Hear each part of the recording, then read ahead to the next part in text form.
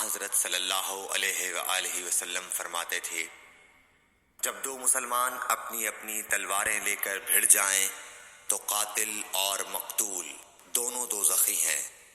عرض کیا گیا، یا رسول اللہ، قاتل تو خیر ضرور دوزخی ہونا چاہیے، مقتول کیوں؟ فرمایا، وہ بھی اپنے ساتھی کو مار ڈالنے کی حرص رکھتا تھا، موقع پاتا تو وہ اسے ضرور قتل کر دیتا، دل کے عزم صمیم پر وہ دوزخی ہوا۔ صحیح بخاری حدیث نمبر 30۔ ابو ذر ایک جوڑا پہنے ہوئے تھے اور ان کا غلام بھی جوڑا پہنے ہوئے تھا۔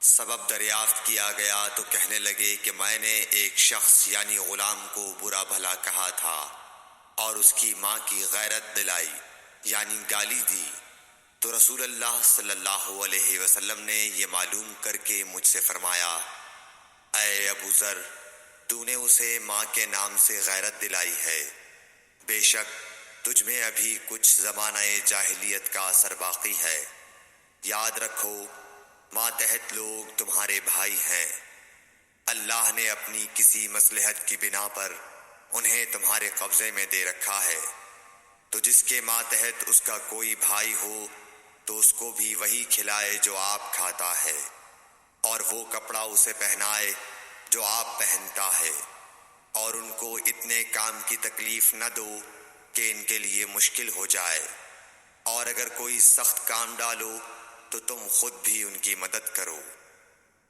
صحیح بخاری حدیث نمبر 31۔ جب سورہ انعام کی یہ آیت اتری، جو لوگ ایمان لائے اور انہوں نے اپنے ایمان میں گناہوں کی آمیزش نہیں کی، تو آپ صلی اللہ علیہ وسلم کے اصحاب نے کہا، یا رسول اللہ، یہ تو بہت ہی مشکل ہے، ہم میں کون ایسا ہے جس نے گناہ نہیں کیا؟ تب اللہ پاک نے سورہ لقمان کی یہ آیت اتاری کہ بے شک شرک بڑا ظلم ہے۔ صحیح بخاری حدیث نمبر 32۔ رسول اللہ صلی اللہ علیہ وآلہ وسلم نے فرمایا، منافق کی علامتیں 3 ہیں، جب بات کرے جھوٹ بولے، جب وعدہ کرے اس کے خلاف کرے، اور جب اس کو امین بنایا جائے تو خیانت کرے۔ صحیح بخاری حدیث نمبر 33۔ رسول اللہ صلی اللہ علیہ وسلم نے فرمایا کہ 4 عادتیں جس کسی میں ہوں تو وہ خالص منافق ہے، اور جس کسی میں ان 4 میں سے ایک عادت ہو تو وہ بھی نفاق ہی ہے جب تک اسے نہ چھوڑ دے۔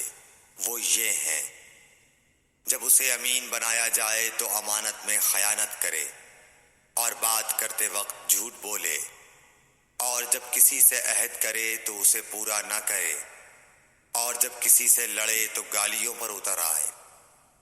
صحیح بخاری حدیث نمبر 34۔ رسول اللہ صلی اللہ علیہ وسلم نے فرمایا، جو شخص شب قدر ایمان کے ساتھ محض ثواب آخرت کے لیے ذکر و عبادت میں گزارے، اس کے گزشتہ گناہ بخش دیے جاتے ہیں۔ صحیح بخاری حدیث نمبر 35۔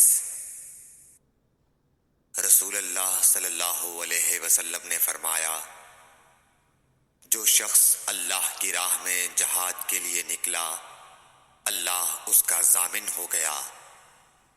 اللہ تعالیٰ فرماتا ہے، اس کو میری ذات پر یقین اور میرے پیغمبروں کی تصدیق نے اس سرفروشی کے لیے گھر سے نکالا ہے۔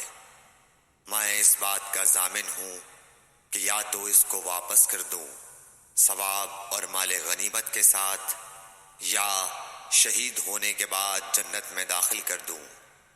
رسول اللہ صلی اللہ علیہ وسلم نے فرمایا، اور اگر میں اپنی امت پر اس کام کو دشوار نہ سمجھتا تو لشکر کا ساتھ نہ چھوڑتا، اور میری خواہش ہے کہ اللہ کی راہ میں مارا جاؤں، پھر زندہ کیا جاؤں، پھر مارا جاؤں، پھر زندہ کیا جاؤں، پھر مارا جاؤں۔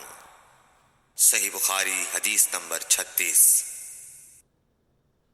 حضرت صلی اللہ علیہ وسلم نے فرمایا، جو کوئی رمضان میں راتوں کو ایمان رکھ کر اور ثواب کے لیے عبادت کرے، اس کے اگلے گناہ بخش دیے جاتے ہیں۔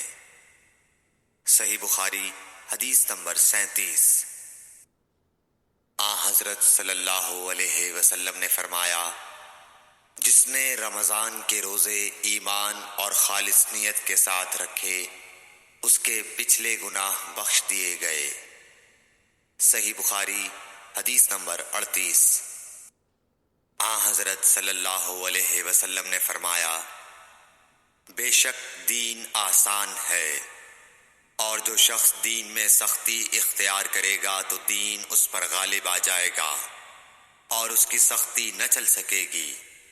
بس اس لیے اپنے عمل میں پختگی اختیار کرو، اور جہاں تک ممکن ہو میانہ روی برتو، اور خوش ہو جاؤ کہ اس طرز عمل سے تم کو دارین کے فوائد حاصل ہوں گے، اور صبح اور دوپہر اور شام اور کسی قدر رات میں عبادت سے مدد حاصل کرو۔